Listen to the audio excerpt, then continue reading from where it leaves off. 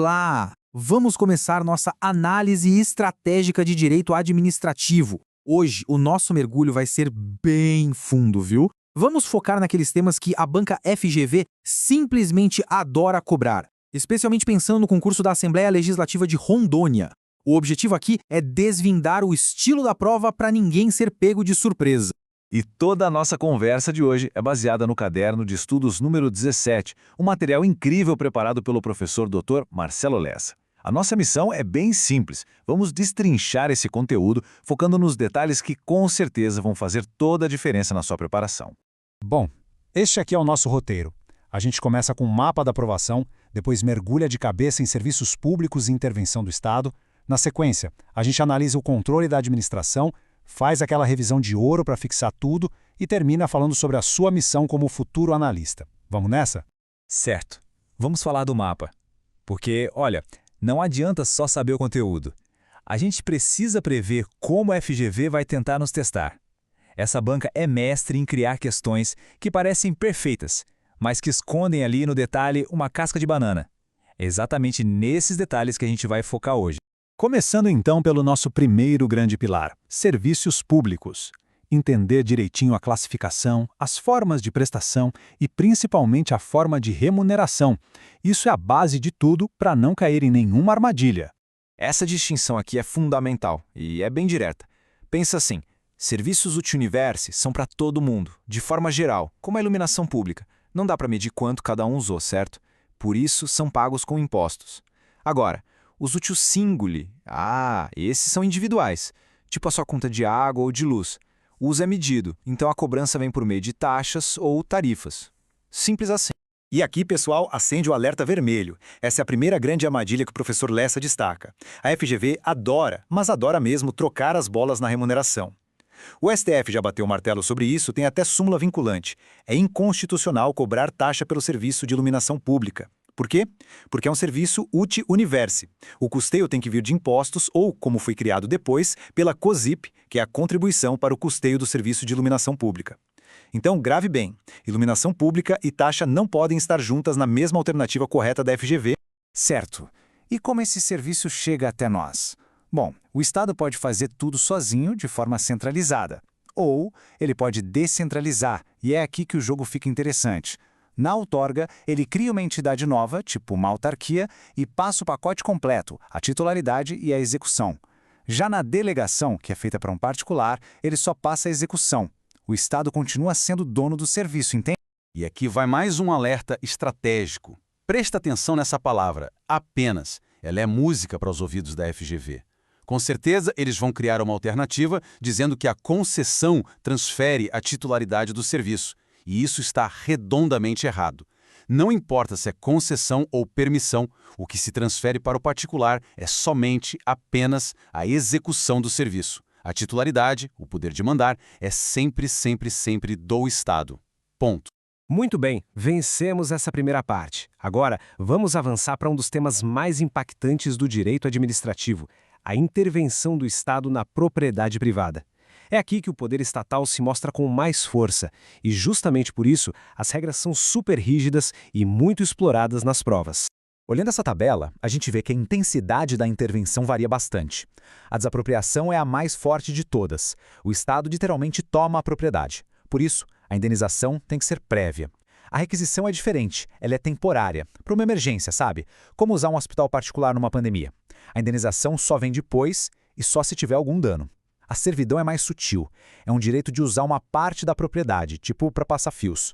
E o tombamento tem a ver com proteger a nossa história, limitando o que o dono pode fazer com aquele bem. Agora, o ponto crucial, o pulo do gato, está aqui. A FGV vai embaralhar as formas de indenização. É o alvo preferido dela nesse assunto. Então anota aí a regra de ouro. Desapropriação comum, para construir um metrô, por exemplo, a indenização é prévia em dinheiro. Se for uma desapropriação sanção, por exemplo, porque a propriedade não cumpriu sua função social, aí a indenização em títulos da dívida. E na requisição, lembre-se, a indenização é posterior e condicionada, só se houver dano. Não dá para confundir isso. Vamos para uma pergunta rápida, direto dos flash memos do professor Lessa, só para testar um conceito bem específico. O que é encampação? Exato. Encampação é quando o poder público retoma o serviço por um motivo de interesse público, antes do contrato acabar. Imagina que o governo decide que não quer mais uma rodovia com pedágio, por exemplo. Mas atenção, para isso acontecer, precisa de uma lei autorizando e tem que ter indenização prévia. E a FGV vai tentar te confundir com caducidade. Caducidade é uma punição. É quando o serviço é retomado porque a empresa concessionária fez besteira, descumpriu o contrato. São coisas totalmente diferentes.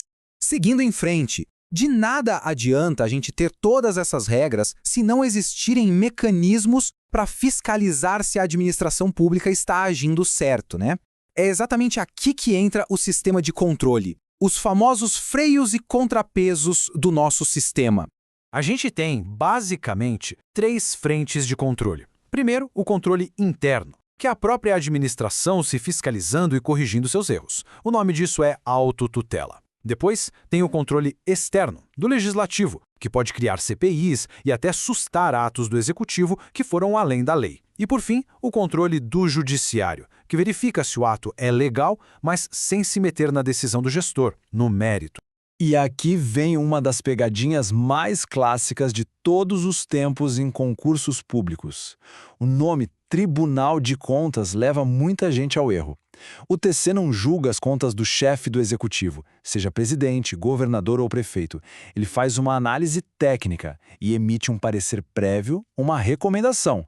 O julgamento final, a decisão política, é sempre do poder legislativo. Foco total nisso, porque a FGV explora essa confusão até não poder mais. Ufa! Certo!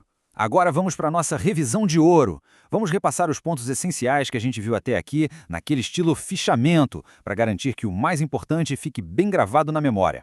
Revisão turbo de serviços públicos, UT University, lembrou? Impostos, UT Singuli, taxas ou tarifas.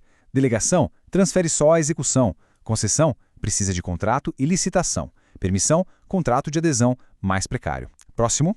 Revisão de intervenção. Desapropriação, perda total do bem. Requisição, perigo iminente. Servidão, direito de uso. Tombamento, proteção do patrimônio. E retrocessão, que é o direito de ter o bem de volta se o Estado não fizer o que prometeu. Vamos em frente. E para fechar a revisão, controle. Autotutela, a própria administração se corrige, legislativo, susta atos que extrapolam, judiciário, controla a legalidade sem analisar o mérito. E o Tribunal de Contas, ele auxilia o legislativo. Fechou.